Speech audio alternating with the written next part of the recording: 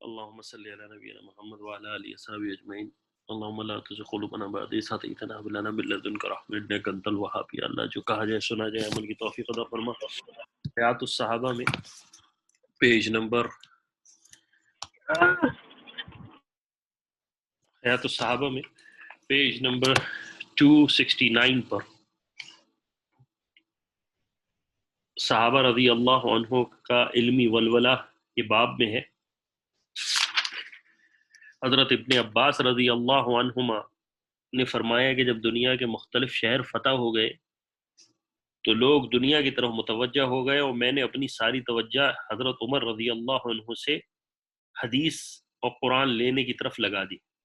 راوی کہتے ہیں اسی وجہ سے ابن عباس رضی اللہ عنہ کی اکثر حدیثیں حضور کے صحابی اور مسلمانوں کے خلیفہ حضرت عمر رضی اللہ عنہ سے ہی منقول ہے۔ بزاز کی روایت ہے۔ ابو ہریرہ رضی اللہ عنہ فرماتے ہیں حضور نے مجھ سے فرمایا جس طرح تیرے ساتھی مجھ سے مال غنیمت مانگتے ہیں تم نہیں مانگتے۔ میں نے عرض کیا کیا میں تو آپ سے وہ مانگتا ہوں کہ جو علم اللہ نے آپ کو عطا فرمایا ہے آپ اس میں سے مجھے بھی سکھائیں۔ اس کے بعد میں نے کمر سے دھاری دار چادر اتار کر اپنے اور حضور کے درمیان بچھا دی اور یہ منظر مجھے آج بھی ایسا یاد ہے کہ اب بھی مجھ کو اس پر جوئیں چلتی ہوئی نظر آ رہی ہیں۔ پھر آپ علیہ الصلوۃ والسلام نے مجھے حدیث سنائی۔ جب میں نے وہ حدیث پوری سن لی تو حضور نے فرمایا اب اس چادر کو سمیٹ کر اپنے جسم سے باندھ لو۔ میں نے ایسے ہی کیا۔ اس کے بعد حضور جو بھی ارشاد فرماتے مجھے اس میں سے ایک حرف بھی نہیں بھولتا تھا۔ ابو نعیم کی روایت ہے۔ اسی وجہ سے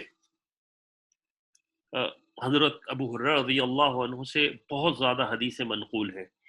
ابو ہریرہ رضی اللہ عنہ فرماتے ہیں لوگ یہ کہتے تھے کہ ابو ہریرہ بہت زیادہ حدیثیں بیان کرتا ہے، ہم سب نے اللہ کے پاس جانا ہے، اگر میں حدیث غلط بیان کروں تو اللہ مجھے پکڑ فرمائے اور میرے بارے میں غلط گمان رکھ اور جو میرے بارے میں غلط گمان رکھتے ہیں اللہ ان سے بھی پوچھیں گے۔ اور لوگ یہ بھی کہتے ہیں کہ دوسرے مہاجرین اور انصار صحابہ ابو ہریرہ جتنی حدیثیں بیان نہیں کرتے، میرے مہاجر بھائی تو بازاروں میں خرید و فروخت میں مشغول تھے اور میرے انصار بھائیوں کو اپنی زمین اور مویشیوں کی مشغولی تھی۔ میں ایک مسکین نادار آدمی تھا، ہر وقت حضور کی خدمت میں پیٹ بھر کھانے پر قناعت کر کے حاضر رہتا۔ انصار و مہاجرین جب بھی حضور کی خدمت میں جاتے تو میں بھی پھر بھی خدمت میں رہتا۔ وہ حضور سے سن کر اپنے کاموں میں لگ کر بھول جاتے، میں سب کچھ یاد کر لیتا۔ ایک دن حضور نے فرمایا تم میں سے جو آدمی بھی اپنا کپڑا میرے سامنے پھیلائے گا اور جب میں اپنی بات پوری کر لوں وہ اس کو سمیٹ کر اپنے سینے سے لگائے گا تو وہ کبھی بھی میری کوئی بات نہیں بھولے گا۔ میں نے فوراً دھاری دار چادر بچھا دی، میری کمر پر اس کے علاوہ اور کوئی کپڑا نہیں تھا۔ پھر جب حضور نے وہ اپنی بات پوری کر لی تو میں نے چادر سمیٹ کر اپنے سینے سے لگا لی۔ اس ذات کی قسم جس کو حضور علیہ الصلوۃ والسلام نے حق دے کر بھیجا، مجھے اس میں سے ایک بات بھی آج تک نہیں بھولی۔ اللہ کی قسم اگر کتاب اللہ میں یہ دو آیتیں نہ ہوتی جن میں علم کو چھپانے کی معاملت ہے تو آپ لوگوں کو کبھی حدیث بیان نہ کرتا، یعنی علم کو نہ چھپاؤ اس کی معاملت ہے تو ورنہ میں کبھی بھی یہ حدیث بیان نہ کرتا۔ اور اس کے بعد کہا ان الذین یکتمون ما انزلنا من البینات والہدی سے لے کر آگے تک پڑھا، اور جو لوگ اخفا کرتے ہیں ان مضامین کا جن کو ہم نے نازل کیا ہے جو کہ اپنی ذات میں واضح ہے اور دوسروں کو ہادی ہے بعد میں اس کے کہ ہم ان کو کتاب الہی میں عام لوگوں پر ظاہر کر چکے ہوں، ایسے لوگوں پر اللہ بھی لعنت فرماتے ہیں اور دوسرے لعنت کرنے والے بھی ان پر لعنت بھیجتے ہیں۔ مگر جو لوگ توبہ کر لیں اور اصلاح کریں اور ان مضامین کو ظاہر کر دیں تو ایسے لوگوں پر میں متوجہ ہو جاتا ہوں اور میری تو بکثرت عادت توبہ قبول کر لینا اور مہربانی فرمانا ہے۔ سورہ بقرہ کی آیت 60 پر ہے، آیت 60 سے 69 تک لکھا ہے۔ اور بخاری کی یہ روایت ابو ہریرہ رضی اللہ عنہ اس کے بعد ہی انہی کی روایت میں ہے، فرماتے ہیں لوگ کہتے ہیں ابو ہریرہ بہت زیادہ حدیثیں بیان کرتا ہے، اصل بات یہ ہے کہ میں ہر وقت حضور کے ساتھ رہتا تھا اور صرف پیٹ بھر کھانے پر گزارا کر لیتا تھا۔ ان دنوں نہ خمیری روٹی مجھے ملتی ورنہ اور نہ پہننے اور نہ پہننے کو ریشم، نہ خدمت کرنے والا کوئی مرد میرے پاس تھا اور نہ کوئی عورت۔ اور بعض دفعہ میں بھوک کی شدت کی وجہ سے اپنا پیٹ کنکریوں کے ساتھ چمٹا لیتا تاکہ کنکریوں کی ٹھنڈک سے میری بھوک کی گرمی میں کمی آ جائے۔ اور کبھی ایسا بھی ہوتا کہ قرآن کی آیت مجھے معلوم ہوتی لیکن میں کسی آدمی سے کہتا کہ آیت مجھے پڑھا دو تاکہ مجھے وہ اپنے ساتھ گھر لے جائے اور مجھے کچھ کھلا دے۔ اور مساکین کے حق میں سب سے بہتر حضرت جعفر بن ابی طالب رضی اللہ عنہ تھے۔ وہ ہمیں گھر لے جاتے اور جو کچھ گھر میں ہوتا وہ سب کچھ ہمیں کھلا دیتے، یہاں تک کہ بعض دفعہ وہ شہد یا گھی کی کپی ہی ہمارے پاس باہر لے آتے۔ اس کپی میں کچھ نہیں ہوتا تو ہم اسے پھاڑ کر اس کے اندر سے جو کچھ ہوتا چاٹ لیتے۔ بخاری کی روایت ہے۔ علم کی یعنی کس قدر نعمت، اور آج ہمیں جو علم مہیا ہے کتابوں میں اور جس آسانی سے ہم پڑھ رہے ہیں، یہ قدر انہی لوگوں کو حاصل ہو سکتی ہے جنہوں نے اس کے لیے قربانیاں دی ہیں۔ علم کی حقیقت اور جس چیز پر علم کا لفظ بولا جاتا ہے، یعنی یہ باب ہے نیا۔ حضرت ابو موسیٰ اشعری رضی اللہ عنہ فرماتے ہیں، حضور نے ارشاد فرمایا، اللہ نے مجھے جو ہدایت اور علم دے کر بھیجا ہے، اس کی مثال اس بارش جیسی ہے جو بہت زیادہ ہوئی اور ایک زمین پر برسی جس کا ایک ٹکڑا بہت عمدہ اور ذخیرہ زرخیز تھا۔ اس ٹکڑے نے بارش کو اپنے اندر جذب کر لیا جس سے گھاس اور چارہ خوب ہوگا۔ اس زمین میں ایک بنجر اور سخت ٹکڑا تھا جس نے اس پانی کو روک لیا، نہ اپنے اندر جذب کیا، نہ ڈھلان ہونے کی وجہ سے آگے جانے دیا، تو اللہ تعالیٰ نے اس پانی سے لوگوں میں نفع پہنچایا۔ چنانچہ انہوں نے اسے پیا اور اپنے جانوروں کو پلایا اور اس سے کاشت کی۔ اور زمین کا تیسرا ٹکڑا وہ چٹیل میدان ہے جس میں پانی بھی ڈھالان کی وجہ سے نہ رکا اور گھاس بھی نہ ہوگی۔ یہ مثال اس شخص کی ہے جس نے اللہ کے دین میں سمجھ حاصل کی اور اللہ تعالیٰ نے جو مجھے دے کر بھیجا اس سے اس کو نفع ہوا، اس نے خود سیکھا اور دوسروں کو سکھایا۔ اور اس آدمی کی مثال ہے جس نے تکبر کی وجہ سے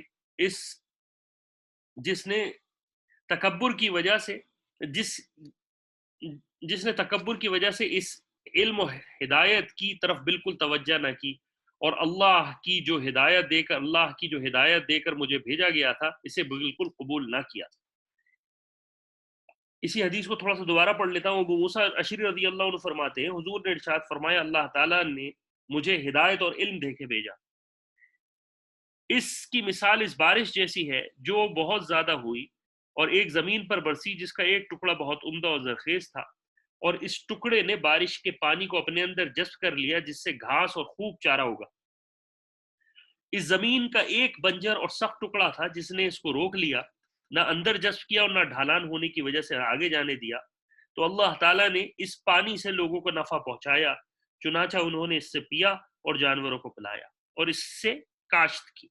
اس زمین کا تیسرا ٹکڑا چٹیل میدان تھا جس میں پانی بھی ڈھالان کی وجہ سے نہ رکا اور گھاس وغیرہ بھی نہ ہوگا۔ یہ مثال اس شخص کی ہے جس نے اللہ کے دین میں سمجھ حاصل کی اور اللہ تعالیٰ نے جو مجھے دے کر بھیجا اس سے اس کو نفع ہوا، اس نے خود سیکھا اور دوسروں کو سکھایا۔ اور اس آدمی کی مثال جس نے تکبر کی وجہ سے اس علم و ہدایت کی طرف بالکل توجہ نہ کی اور اللہ کی جو ہدایت تھی دے کر مجھے بھیجا گیا تھا اس کو قبول نہ کیا۔ شیخان کی روایت ہے، یعنی بخاری اور مسلم کی۔ حضرت ابن مسعود رضی اللہ عنہ فرماتے ہیں، حضور نے فرمایا، مجھ سے پہلے اللہ نے جس نبی کو بھی اس کی امت میں بھیجا تو اس امت میں اس کے حواری اور خاص صحابی ضرور ہوتے جو اس کی سنت کو مضبوطی سے پکڑتے اور ٹھیک ٹھیک اس کی پیروی کرتے، اس کے دین کو بعینی محفوظ رکھتے۔ لیکن بعد میں نالائق لوگ پیدا ہو جاتے جو ان کاموں کا دعویٰ کرتے جو انہوں نے نہیں کیے تھے، اور جن کاموں کا نہ حکم دیا تھا ان کو کرتے۔ میری امت میں بھی ایسے لوگ آئندہ ہوں گے جو ان لوگوں کے خلاف اپنے ہاتھ سے جہاد ان لوگوں کے خلاف اپنے ہاتھ سے جہاد کرے وہ بھی مومن ہے، اور جو اپنی زبان سے جہاد کرے وہ بھی مومن ہے، جو اپنے دل میں جہاد کرے اور وہ بھی مومن ہے۔ اس کے بعد رائی کے دانے کے برابر کوئی ایمان نہیں۔ مسلم شریف کی روایت ہے۔ یعنی ایسے لوگ پیدا ہوں گے جو علم دین کو بگاڑیں گے، اور اللہ کے رسول علیہ الصلوۃ والسلام کہہ رہے ہیں کہ جو لوگ ان کے خلاف ہاتھ سے جہاد کرے وہ بھی مومن ہے، جو ان کو زبان سے جہاد کرے وہ بھی مومن ہے، اور جو دل سے جہاد کرے وہ بھی مومن ہے۔ آج ہمارے یہاں ذرا سی کوئی بات ہو جائے تو لوگ تانا دینا شروع کر دیتے ہیں۔ عبداللہ بن عمر رضی اللہ عنہما فرماتے ہیں، حضور نے فرمایا، اصل علم تین چیزیں ہیں: محکم آیت یعنی قرآن مجید قائم و دائم، سنت یعنی حضور کی وہ حدیث جو قابل اعتماد سند سے ثابت ہو، اور حضور اور قرآن و حدیث کے برابر درجہ رکھنے والے فرائض یعنی اجماع اور قیاس۔ اس کے علاوہ جو کچھ ہے وہ زائد علم ہے۔ اسے ابو داؤد کی روایت۔ حضرت عمر بن عوف رضی اللہ عنہ فرماتے ہیں حضور نے مجھے فرمایا میں تم میں ایسی دو چیزیں چھوڑ کر جا رہا ہوں کہ جب تک ان کو مضبوطی سے تھامے رکھو گے کبھی گمراہ نہیں ہوگے: ایک اللہ کی کتاب، دوسری نبی علیہ الصلوۃ والسلام کی سنت۔ ابو ہریرہ رضی اللہ عنہ، ابن البر کی روایت ہے، عبد البر کی۔ ابو ہریرہ رضی اللہ عنہ فرماتے ہیں نبی کریم علیہ الصلوۃ والسلام ایک دن مسجد میں تشریف لائے تو دیکھا بہت سارے لوگ ایک جگہ جمع ہیں۔ حضور نے پوچھا یہ کون لوگ ہیں؟ لوگوں نے کہا یہ ایک علامہ ہے۔ حضور نے پوچھا اس علامہ ہونے کا کیا مطلب ہے؟ لوگوں نے کہا یہ عربوں کی نسب، عربی زبان، اشعار اور عربوں کی جن چیزوں میں اختلاف ہے ان سب کو تمام لوگوں میں سب سے زیادہ جاننے والا ہے۔ حضور نے فرمایا یہ ایسا علم ہے جس کے جاننے میں کوئی فائدہ نہیں اور اس کے معلوم نہ ہونے میں کوئی نقصان نہیں۔ حضرت ابن عمر رضی اللہ عنہ فرماتے ہیں علم تین چیزیں ہیں: حق بولنے والی کتاب یعنی قرآن مجید، وہ سنت جو قیامت تک چلے گی، اور جو بات نہ آتی ہو اس کے بارے میں یہ کہہ دینا کہ میں اسے نہیں جانتا۔ ابن عباس رضی اللہ عنہ فرماتے ہیں اصل علم اللہ کی کتاب اور اس کے رسول کی سنت ہے۔ ان دونوں کو چھوڑ کر جو بھی اپنی رائے سے کچھ کہے گا اس کا پتہ نہیں کہ وہ اسے اپنی نیکیوں میں پائے گا یا اپنی برائیوں میں۔ حضرت مجاہد رحمہ اللہ علیہ ایک مرتبہ ابن عباس رضی اللہ عنہما کے شاگرد حضرت عطا، حضرت طاؤس اور حضرت اکرمہ بیٹھے ہوئے تھے اور ابن عباس رضی اللہ عنہ کھڑے ہو کر نماز پڑھ رہے تھے کہ اتنے میں ایک آدمی آیا اور اس نے کہا یہاں کوئی مفتی ہے؟ میں نے کہا پوچھو کیا پوچھتے ہو؟ اس نے کہا جب بھی میں پیشاب کرتا ہوں تو اس کے بعد منی نکل آتی ہے۔ ہم نے کہا وہی منی جس سے بچہ بنتا ہے؟ اس نے کہا جی ہاں۔ ہم نے کہا اس سے تمہیں غسل کرنا پڑے گا۔ وہ انا للہ پڑھتا ہوا پشت پھیر کر واپس چلا گیا۔ ابن عباس رضی اللہ عنہ نے جلدی جلدی نماز پوری کی اور سلام پھیرتے ہوئے کہا اے اکرمہ اس آدمی کو میرے پاس لاؤ۔ چنانچہ اکرمہ اسے پاس لے آئے۔ ابن عباس رضی اللہ عنہ ہماری طرف متوجہ ہوئے فرمایا تم نے جو اس آدمی کو مسئلہ بتایا تم نے اللہ کی کتاب سے لیا ہے؟ یعنی کوشچن مارک کر کے۔ ہم نے کہا نہیں۔ انہوں نے فرمایا کیا تم نے یہ مسئلہ حضور کی سنت سے لیا ہے؟ ہم نے کہا نہیں۔ انہوں نے فرمایا تم نے حضور کے صحابہ سے لیا ہے؟ ہم نے کہا نہیں۔ انہوں نے فرمایا پھر کس سے لیا ہے؟ ہم نے کہا ہم نے اپنی رائے سے اسے بتایا ہے۔ انہوں نے فرمایا اسی وجہ سے حضور فرماتے ہیں ایک فقی شیطان پر 1000 عابدوں سے زیادہ بھاری۔ یعنی ایک فقی جس کو اللہ تعالیٰ نے قرآن، حدیث، صحابہ کی زندگی، دیکھیں پوری ایکسپلینیشن ہے اس کے اندر۔ ابن عباس کہہ رہے ہیں سب سے پہلے قرآن، پھر حدیث، پھر صحابہ کے بارے میں پوچھا۔ جب انہوں نے کہا تو پھر پوچھا پوری رائے کے بارے میں۔ پھر ابن عباس کہتے ہیں حضور فرماتے ہیں ایک فقی شیطان پر 1000 عابدوں سے زیادہ بھاری ہے۔ یعنی ایک فقی جس کو اللہ تعالیٰ نے فقہ کا علم دیا ہو، اس کے سامنے سب کچھ بالکل راسخ ہو چکا ہو، وہ عابدوں یعنی عبادت کرنے والے سے 1000 عبادت کرنے والوں سے شیطان پر زیادہ بھاری۔ پھر اس آدمی کی طرف متوجہ ہو کے فرمایا ذرا یہ بتاؤ کہ پیشاب کے بعد جب منی نکلتی ہے تو کیا اس وقت تمہارے دل میں شہوت ہوتی ہے؟ اس نے کہا نہیں۔ فرمایا کیا اس کے نکلنے کے بعد تمہیں اپنے جسم میں سستی محسوس کرتے ہو؟ اس نے کہا نہیں۔ تو فرمایا یہ منی معدے کی خرابی کی وجہ سے نکلتی ہے، لہٰذا تمہارے لیے وضو ہی کافی ہے۔ ابن عساکر کی روایت ہے حسن سند کے ساتھ۔ آپ دیکھیں یہ کتنی بڑی ایکسپلینیشن ہے اس پوری حدیث میں، اس پوری اس میں کہ ابن عباس رضی اللہ عنہ نے پوری ایکسپلینیشن سے ان سے کہا اور پوچھا کہ تم نے کہاں سے مسئلہ لیا؟ قرآن سے لیا، حدیث سے لیا، صحابہ کی زندگی سے لیا؟ انہوں نے کہا نہیں ہم نے اپنی رائے بتائی۔ پھر ابن عباس رضی اللہ عنہ کیونکہ فقی تھے، قرآن حدیث کا علم سیکھا ہوا تھا، راسخ تھا علم، صحابہ کی زندگی کو دیکھا تھا، کہ خود بھی صحابی تھے اور بڑے صحابہ کو دیکھا بھی تھا، تو اسی لیے مفتی کہلاتے تھے۔ یہی فرق ہے آج کل کا ہم جو حالات ہیں اور ایک جو اہل علم جو واقعی فقی ہوتے۔ اللہ تعالیٰ مجھے اور آپ کو عمل کی توفیق عطا فرمائے۔ اللہ تعالیٰ میرا اور آپ کا خاتمہ ایمان پر فرمائے۔ اللہ تعالیٰ جو پڑھا گیا اور اس کو سمجھنے کی توفیق عطا فرمائے، علماء اہل علم فقہا کی عزت نصیب فرمائے، کرنا نصیب فرمائے، اور ہمیں ہمارا حشر ایمان والوں کے ساتھ فرمائے۔ فاللہ خیر حافظ وهو ارحم الراحمین، وصلی اللہ تعالیٰ علی خیر خلقہ محمد وعلی آلہ وصحبہ اجمعین برحمتک یا ارحم الراحمین۔